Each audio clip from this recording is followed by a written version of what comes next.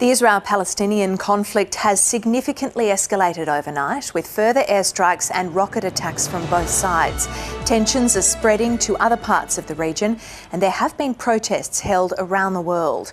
A building housing the foreign media organisations Al Jazeera and the Associated Press has been destroyed by Israeli airstrikes in Gaza. The Israeli Defense Force says the building contained Hamas military intelligence. Meanwhile, Hamas rockets continue to be launched at Israel, with one man killed after a strike in Tel Aviv. Middle East correspondent Tom Joyner begins our coverage. He sent this report from the scene in Tel Aviv shortly after the attack. Well, over an hour ago, a rocket fight from the Gaza Strip landed in the intersection just behind me. We're in the neighbourhood of Ramat Gan, which is just east of Tel Aviv, one of the big economic hubs here in central Israel. It's clearly done a lot of damage. You can't quite make it out now because there's a fire engine just behind me, but about 30 minutes ago there was a big crowd of emergency services here. We saw military personnel, Magen David Adom, the National Ambulance Service personnel here. I saw one or two people clearly shaken being ushered into ambulances to be taken away. Now, sadly, we understand one man who was critically injured in the blast has since died, which means that the result of this blast, the death toll from this blast, is one person. However, clearly a lot of other people affected. We spoke to another woman a moment ago who lives around the corner, and she was visibly shaken by the blast. In Israel, there is a warning system in place in the cities and towns where sirens will blare when rockets are on the approach into the city. It gives people time enough to make their way to a rocket shelter, either in their home or in their workplace. In my case, at the hotel where I'm staying, there's a shelter in the central stairwell. She made her way to the shelter and heard the blast, and she was quite visibly shaken from it. In fact, she told us that she will be shaken for some time. I think that'll be the case for a lot of people here. Now the side effect of the first shock continues to accompany me. The stress will not go away tonight. I will be in fear for a while, I think, especially after hearing the sirens so close to us. It was sudden this time, but we must be used here in Israel. We heard a boom, a big boom, and I knew already the direction. I heard it, and it was not like every boom. It is not pleasant. It's not common for rockets to approach and hit major population centres like this. Most of the rocket attacks you'll see from the Gaza Strip are over the southern parts of Israel, simply because of how close they are to the border with the Gaza Strip. Cities like Ashkelon, Ashdod, Sderot, they really bear the brunt of rocket attacks from Gaza. So uncommon to see something like this here today. We spoke to another man who lives in a building just over there. You may not be able to see it, but the entire front of that building has been damaged. There was glass not long ago littering the ground here from shattered windows around the intersection. Actually, we didn't go directly to the street because the glass was broken in the lobby, and we went downstairs for the parking, and then we heard noise in the elevator, and then someone was stuck there, so we helped him a little to go out.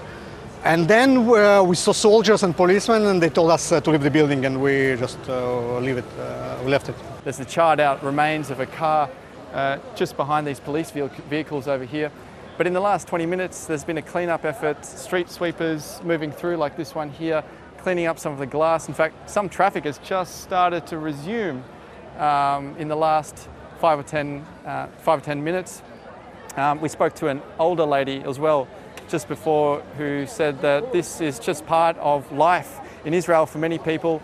It certainly won't have been the first time many people will have experienced a rocket attack, and certainly it won't be the last, so long as these de-escalation efforts fail to reach a ceasefire agreement between Hamas and Israel. That's Tom Joyner reporting there. Meanwhile, an Israeli airstrike has destroyed a 12-storey tower block in Gaza, housing the offices of news organisations Associated Press and Al Jazeera. Israel claims the building, which also housed residential apartments, was being used by the Islamist militant group Hamas, but this has been denied by the building's landlord. Now, civilians were given advance warning of the strike, allowing them to evacuate in time. Yumna El Sayed is a journalist with Al Jazeera in Gaza and was working in the building. She says the attack is an attempt to silence media in Gaza. We were in the building when the call came to the owner of the building asking him to tell all the residents and our office, Al Jazeera and AP, the Associated Press, to evacuate because the building will be targeted in an hour. So we were actually doing our job. I myself personally just had a live with Al Jazeera, and I was waiting for the other live. So I go on lives on top of the hour. And so everyone was like, it was such a busy day for everyone with everything that's going on and the events and the aggression and everything. Yumna, Israel claims that it had been targeting militants within that building. To your knowledge, do you know if there had been Hamas operatives in the building? Al Jalala Tower is one of the most famous buildings where it has. When we talk about media offices, we have lots of other towers that have media offices, or at least two major towers like the Shuruq and Al Jawhara that were previously targeted. But Al Jalala Tower had only two international media offices, and that's because it's a very, very safe tower. It only has the first 5 floors only have doctor offices, lawyer offices, and that's it. And then residential floors for normal civilians, and then the AP, the Associated Press, and Al Jazeera offices, and that's it. So neither the resident nor the owner of the building, neither those two international media offices would allow to have any kind of threat in that building. This story does not make sense. Do you know if everybody made it out of the building safely? Yes. Luckily, everybody made it out of the building. The only problem is that no one was able to take anything with them except for their family members. Yumna, Al Jazeera's Director General claims that the strike was an attempt to silence media. Is that a claim that you support as well? And as a journalist working in the Gaza Strip, do you fear for your life? First of all, when the first 2 towers, media towers in Gaza Strip were targeted, I came out in one of the lives in Al Jazeera and I said that it's not a coincidence that the 2 towers of media are being targeted. And there is only one reason for that, and that's to shut the media voice in the Gaza Strip. And now this reassures what we are saying. Yes, this is totally like having to target Al Jazeera and the AP Associated, which are like the 2 international media and strongest, one of the strongest media channels in the Gaza Strip.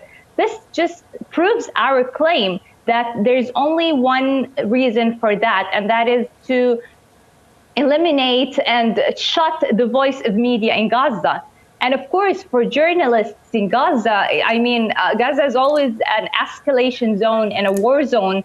So it's extremely dangerous for us. We fear that we might lose our lives every single day at every single event, with every missile coming down, and that we have to cover that missile coming down and the destruction it causes, and the people who have been wounded around or killed around. We know that we're subjected to that same destruction. We are subjected to be killed or to being wounded. And it has happened many times, multiple times, whether in covering the protests by the borders.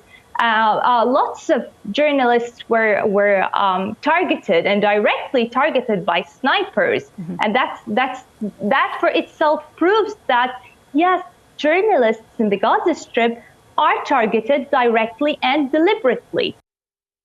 That's Yumna El Sayed there from Al Jazeera English. And as the conflict escalates, protests have been held around the world.